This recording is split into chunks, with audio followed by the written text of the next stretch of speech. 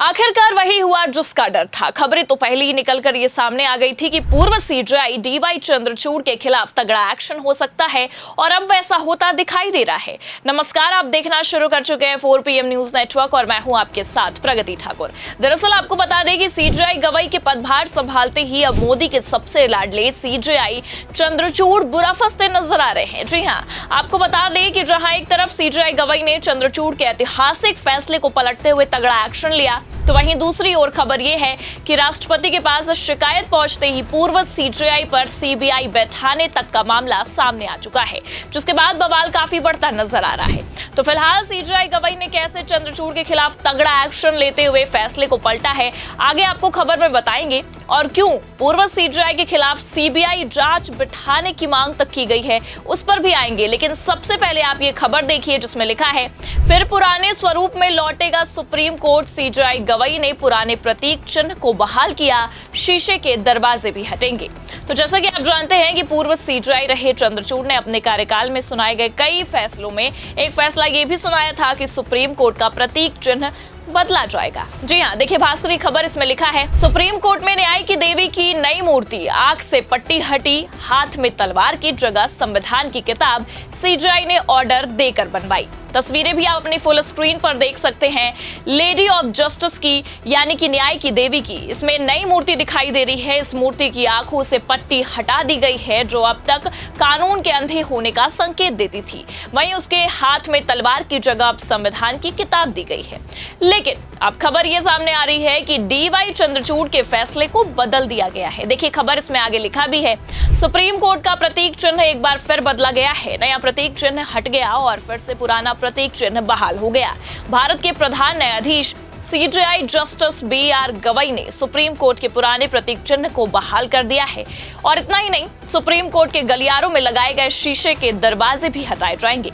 Supreme court पुराने स्वरूप में वापस लौटेगा। नए सीजेआई गवई द्वारा सुप्रीम कोर्ट में किए गए ये बदलाव महत्वपूर्ण है। हालांकि आपको बता दें कि सीजेआई गवई का ये फैसला कई मायनों में इसलिए भी महत्वपूर्ण हो जाता है क्योंकि जाते जाते यानी कि रिटायरमेंट से ठीक पहले पूर्व सीजेआई चंद्रचूड़ ने यह ऐतिहासिक फैसला सुनाकर प्रतीक चिन्ह को बदला था और चंद्रचूड़ के इस ऐतिहासिक फैसले को एक ही झटके में सीजेआई गवई ने खारिज कर दिया है या कह सकते हैं कि पलट दिया है, जिसे देखते हुए वैसे भी बवाल काफी बढ़ चुका है। क्योंकि आपको बता दें कि रिटायरमेंट के ठीक बाद से ही चंद्रचूड़ की मुश्किलें काफी बढ़ चुकी हैं। कभी उन पर जांच बिठाने की बात निकलकर सामने आती है तो कभी खुद राष्ट्रपति एक्शन लेने लगती हैं। जी हां, सुनकर चौंकिए मत, सीजेआई गवई ने जो झटका चंद्रचूड़ को दिया है उससे भी पहले से ही चंद्रचूड़ की मुश्किलें काफी बढ़ चुकी हैं और ये कोई पहला झटका नहीं है जो चंद्रचूड़ को उनके रिटायरमेंट के ठीक बाद मिला हो। देखिए खबर हमारे पास मौजूद है, इसमें लिखा भी है, पूर्व सीजेआई डीवाई चंद्रचूड़ की राष्ट्रपति से शिकायत, एक मामले में अति सक्रियता दिखाने का आरोप।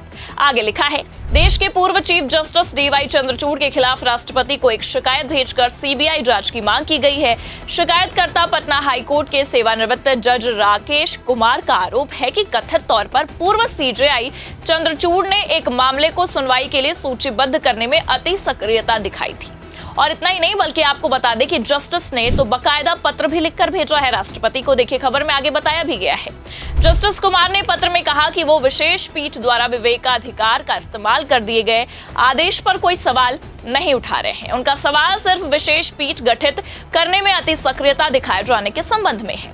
राष्ट्रपति को भेजा गया ये पत्र कानून मंत्रालय पहुंचा था और अब बताया जा रहा है कि वहां से पत्र उचित कार्रवाई के लिए आगे भेजा गया है। तो जरा आप ही सोचिए, चंद्रचूड़ के कार्यकाल में मामला इतना ज्यादा पेचीदा हो चुका था कि पहले तो केवल मामला राष्ट्रपति के पास पहुंचा, लेकिन अब आप देखिए खबर यह है कि मामला कानून मंत्रालय गया, लेकिन अब वहां से भी आगे जांच के लिए भेजा जा चुका है। खबर भी हमारे पास मौजूद है लॉ चक्रा की, इसमें देखिए लिखा भी है, कानून मंत्रालय ने पूर्व सीजेआई डीवाई चंद्रचूड़ के खिलाफ सेवानिवृत्त न्यायाधीश की शिकायत को आगे की कार्रवाई के लिए DOPT को भेजा। तो मतलब अब जाकर ये साफ हुआ है कि पूर्व मुख्य न्यायाधीश के खिलाफ एक पूर्व उच्च न्यायालय के न्यायाधीश द्वारा लगाए गए इस गंभीर आरोप को अब आधिकारिक तौर पर उचित विभाग को भेजा जा चुका है। और कहीं ना कहीं हम देखें तो अब अगला कदम उठाने की जिम्मेदारी कार्मिक एवं प्रशिक्षण विभाग के पाले में है।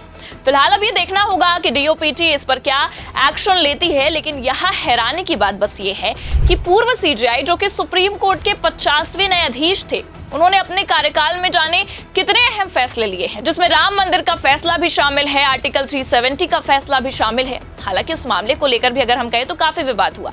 राम मंदिर की बात करें तो उन पर आरोप लग रहे हैं कि उन्होंने कहीं ना कहीं अपने पद का दुरुपयोग भी किया। और सबसे यहाँ चौंकाने वाली बात यह है कि आरोप कोई और नहीं बल्कि आप खुद देख सकते हैं कि जस्टिस ही लगा रहे हैं, वो भी सीजेआई पर लगा रहे हैं, जो कि कोई छोटी बात नहीं है।